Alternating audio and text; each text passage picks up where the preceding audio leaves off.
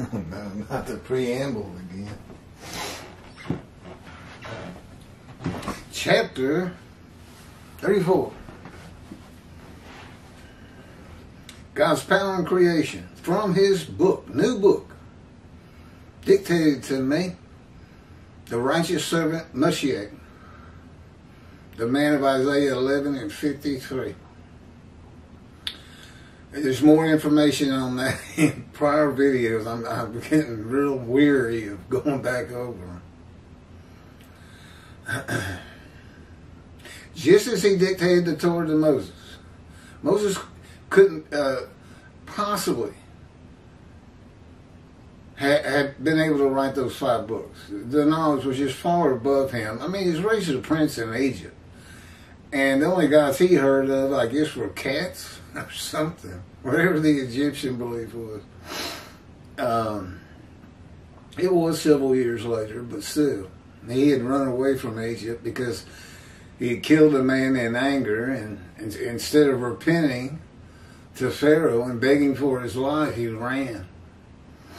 And so we're ready to begin. Oh, and God also, his spirit lit upon, and God is in his spirit, and that's when you can hear him speak. You find that in Ezekiel also. That's how God talks to a man. He basically enters you along with the angel of his presence, the Holy Spirit, who is a person. Judaism doesn't seem to think so, which is ridiculous. He talks in the Hebrew Bible. He can be grieved. He can get angry if you disobey God and not forgive you. I mean, it's even part of his personality. But he dictated to each of the individual prophets of the book of the prophets, there's about 20, their books. Write this down. Command and direction. And that can be verified. The way they go together. To know this is the day of the Lord, and it is, you have to kind of put together Isaiah 11 and 53, Jeremiah 31, all of Ezekiel, and Malachi 3, where the day of the Lord is announced. With significant changes. From 7 prophets talked about the day of the Lord. It's supposed to be a day where evil and sin is banished from the earth. And so you're left with nothing but righteous people. Which is where I guess this Messianic era concept began. But really it was just mainly written for the people of antiquity. It's never going to happen.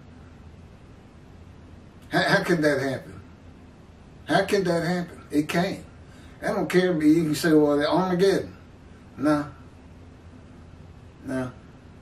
But his last words on the subject are, I know many do not heed me and revere my name. In Israel, only 30% of the Jewish people are observant to his laws. And Bram Bam says Moshiach will have all of Israel walking in Torah. And they teach that. And perfect the world. Which I guess means world peace. Really? Moshiach's going to bring world peace. Huh. I think I'm going to cause a big disturbance of what I think. If anything, there's going to be a jihad declared against me by the Muslims for saying I'm the last prophet of God. This is not Muhammad.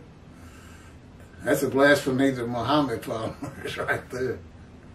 Yeah, jihad, where it goes out. If you see this man, if I give you a picture, probably kill him.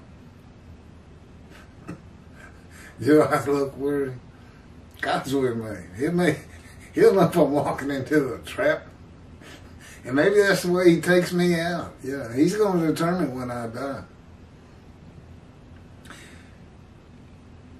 Moses was a person who murdered a man in anger, hid the body, and when discovered became frightened and ran from his crime.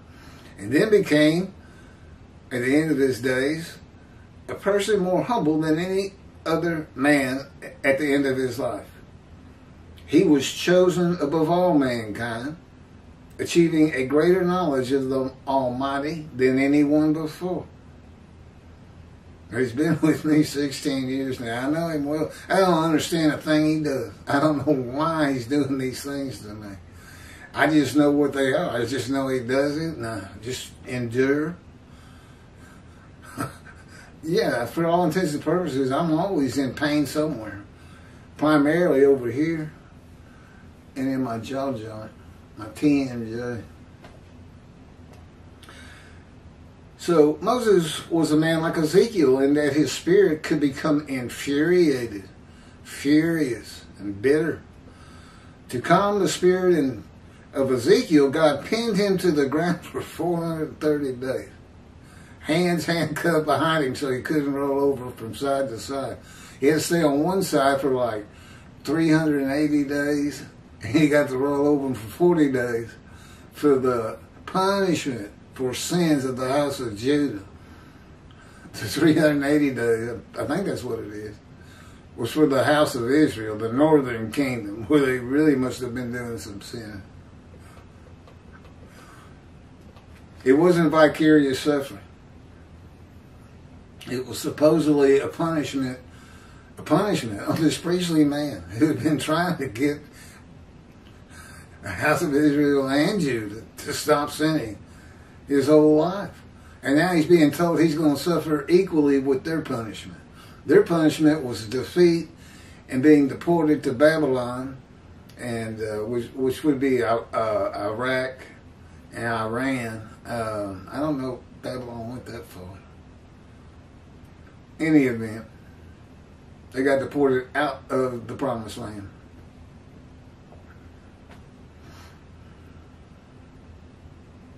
And Ezekiel was one of them. He's being made a prophet. He's going through the fire of refinement to be a prophet to the Assyrian, Babylonian exiles. You could also call them the Assyrian, Babylon, Persia exiles, because Persia defeated Babylon.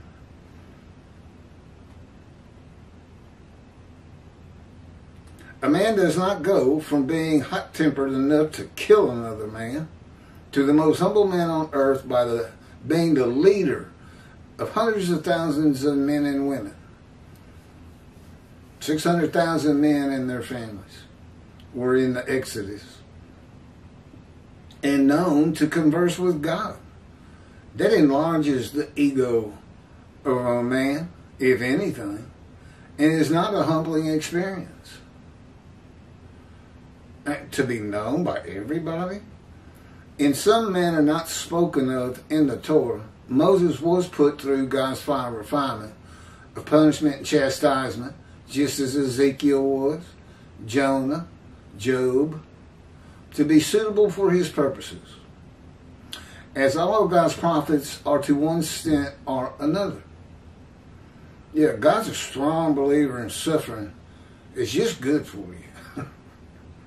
It makes you stronger, wiser, humble, have a little humility.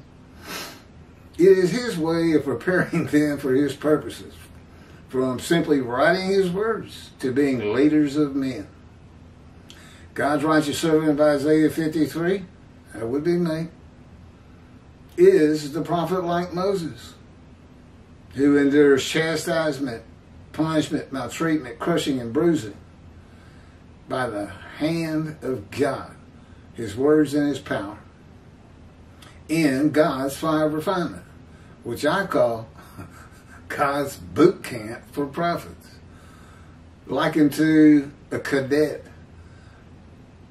who goes through boot camp to become a Green Bay Marine or a Navy SEAL. As I understand, that's very, very tough 6 months or so. I'm like, 6 months? I'll take that over being with God. Or being in God's fire of refinement. Now, nobody would turn this down, and frankly, he doesn't let you. Ezekiel didn't get a choice. God said, he says, the Spirit sees me, and I went in the bitterness and fury of my spirit in the hand of God.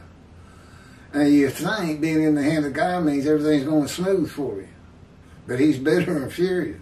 You know why? Because God sees him. The Spirit is the Holy Spirit, the angel of his presence. And God is in him.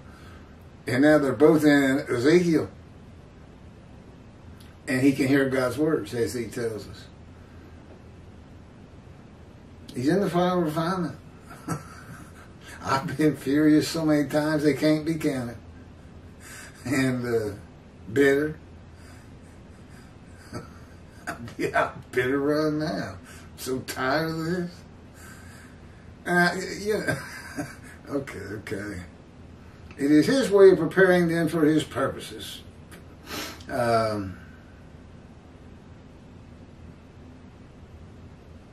God incites and brings out emotions with chastisement and punishment and calms the spirit of a man in his words and power. It humbles a man.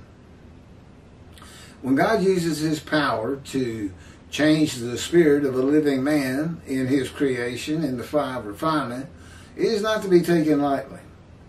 God enjoys watching creation unfold naturally, as he knew it would, and not as he can make it happen, not changing it in his power. That is nothing to him. If he thinks it and wills it, it is. He thought through humanity from its beginning with Adam to the end. Whatever that is, we don't know what the end is.